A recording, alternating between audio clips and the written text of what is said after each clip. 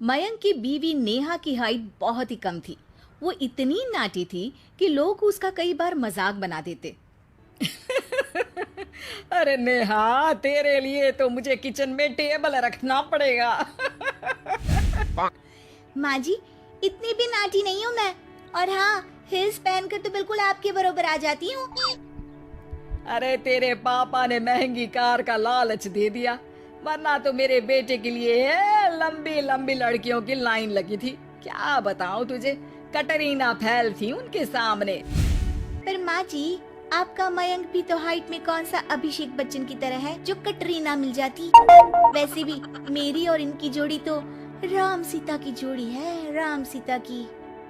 एक दिन सभी खाना खा रहे होते हैं, तभी माँ, दाल बहुत अच्छी बनी है, जरा और देना। रुको जी, मैं लेकर आती हूँ, किचन में है। वैसे भी मैं खड़ी ही हूँ।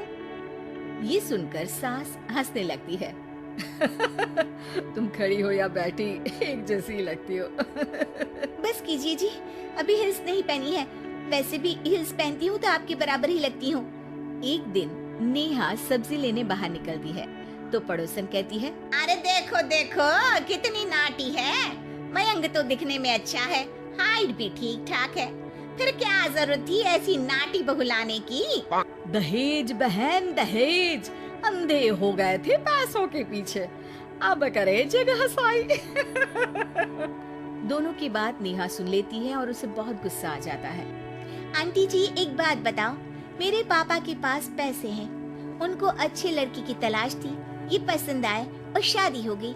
इसमें मेरा क्या कसूर है जो आप लोग मुझे सुना रही हैं? अरे नहीं नहीं नेहा, हम तो तेरी सास की बात कर रहे थे कि कितनी लालची औरत है। देखिए, वो लालची नहीं है। हाँ, उनकी कुछ शौक है जो वो अपने बेटे से पूरा करवाना चाहती है। और देखा जाए तो उसमें उनकी गलती भी क्या है भला। अगर इन्होंने मुझसे शादी की है तो जरूर कुछ न कुछ तो अच्छाई नजर आई होगी ना। और अब ना तो मैं आपकी बहू हूँ और ना ही आपके रिश्तेदारों को मुझसे मिलना है। फिर ये बात समझ नहीं आई कि आप इतना परेशान क्यों हो रही हैं। ये बोलकर नेहा वहाँ से निकल जाती है। नेहा, चलो तैयार हो जाओ, हम लोगों को एक पार्टी में जाना है। नेहा तैयार होकर पार्टी में जाती है, जहाँ मयंक का दोस्त उससे कहता है, अरे मयंक, तू लकी है यार, तेरी बीवी की हाइट इतनी कम है कि तुझे बच्चे की जरूरत ही नहीं है। भाभी ही बच्ची जैसी है। और मयंक, मेरी बीवी इतनी कम हाइट की हो ना तो मैं तो घर से बाहर ही ना निकलूं, कहीं फुदक कर चली गई तो लेने के देने पड़ जाएंगे। सभी नेहा पर हंसने लगते हैं। तभी पार्टी की जगह पर आग लग जाती है। अरे भागो यहाँ से, जल्दी करो, निकलो यहाँ से।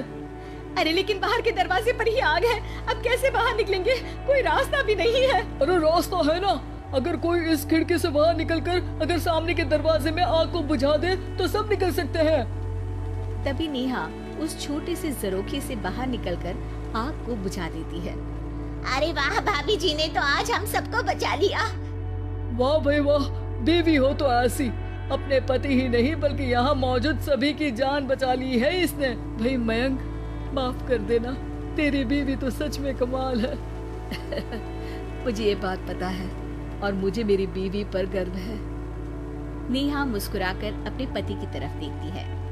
कुछ दिनों बाद जब नेहा और उसकी सास मार्केट जाती है, वहाँ पर, अरे भैया, ये कपड़ा तो देना, कितने का पड़ेगा? माता जी, ये तो बहुत महंगा कपड़ा है, लेकिन अब बस सिर्फ 2 मीटर ही बचा है। मेरे तो किसी काम का है नहीं ये टुकड़ा, तो आप 100 रुपया ही दे दीजिए। अरे भैया, तो मैं क्या करूंगी इस टुकड़े का, लेकिन वैसे है बड़ा ही सुंदर। तभी नेहा बोल पड़ती है, इसमें तो मेरी पूरी ड्रेस बन जाएगी। ये कहकर वो कपड़ा ले लेती है। अगले दिन नेहा वो ड्रेस पहनकर सास के सामने आती है। अरे वाह नेहा, ये ड्रेस तो बहुत ही सुंदर लग रही है, बड़ी महंगी होगी ना? अरे कपड़ा तो मैंने ही पसंद किया था, बस पूरा नहीं था तो इसने ले लिया। सिर्फ 200 रुपए की ड्रेस है ये पूरी। देखो माँ जी, नाटी होने का भी कम फायदा नहीं है। जैसे तैसे दिन कट रहे थे। सास और पड़ोसियों के मजाक बनाने का सिलसिला चल ही रहा था कि एक दिन मोहल्ले से जोर जोर से आवाज आती है, हाय अरे मैं मर गई, भगवान मैं क्या करूं? अरे क्या हुआ? देखते हैं तो सभी एक हॉल के सामने भीड़ लगाकर खड़े हैं। मेरा बेटा प्रिंस गड्ढे में गिर गया है। पड़ोसन जोर जोर से रोने लगती है कि तभी वहां नेहा आ जाती है। रोइए मत, मैं प्रिंस को लेकर आती हूँ। ये बोलकर नाटी सी पतली सी नेहा गड्ढे में घुसकर बच्ची को बाहर ले आती है। अब क्या था, एक बार फिर नेहा के लिए पूरा मोहल्ला तालियां बजाता है। मुझे माफ कर दो नेहा, मैंने तुम्हारी हाइट का कितना मजाक उड़ाया था। कोई बात नहीं मौसी, प्रिंस ठीक है, ये बात है। अब वो दिन आता है जब सास नेहा की तारीफ करती है। वाह बहू वाह, तेरी तारीफें सुन सुनकर तो मैं खुश हो गई।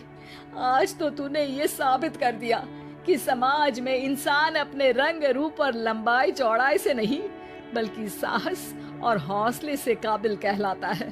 मुझे माफ कर देना बेटा।